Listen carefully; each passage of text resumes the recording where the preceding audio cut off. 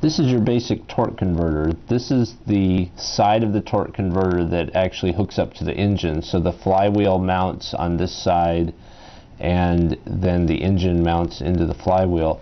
If you look at the other side, these weigh about 40 pounds. This is the side that hooks into the transmission.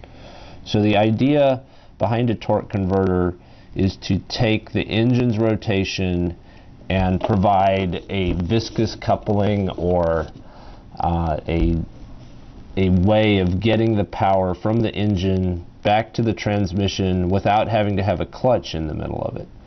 So when you open the torque converter up,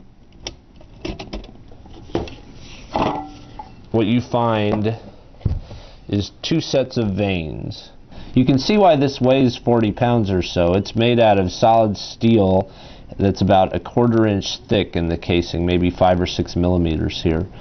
So this entire casing is spinning at engine speed. On this side you have the turbine, which freewheels and connects through this spline to the transmission.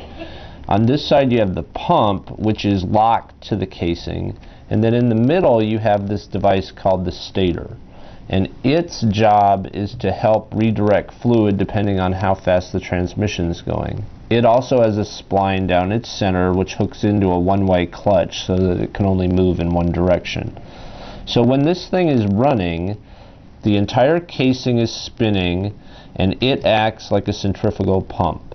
So it is essentially slinging fluid through these vanes and giving them a momentum from that fluid being slung outward. It comes out of these vanes and hits into these vanes in the turbine and causes it to start spinning. And as it spins, it's sending its motion through to the transmission through this spline right here. And then in the center of all this is the stator, and its job is to do two different things. When the car is just starting, its job is to take the fluid flow that's coming out of this inner portion of the turbine and redirect it so it doesn't slow the engine down on this side. And then as everything speeds up and the car is running, its job is sort of to get out of the way and let the fluid flow naturally. So you've got two different problems that are happening depending on whether you're accelerating the car or whether the car's at a high operational speed. And the stator is just helping the fluid flow. Torque converter provides minimum drag depending on the speed at which the engine in the car is going.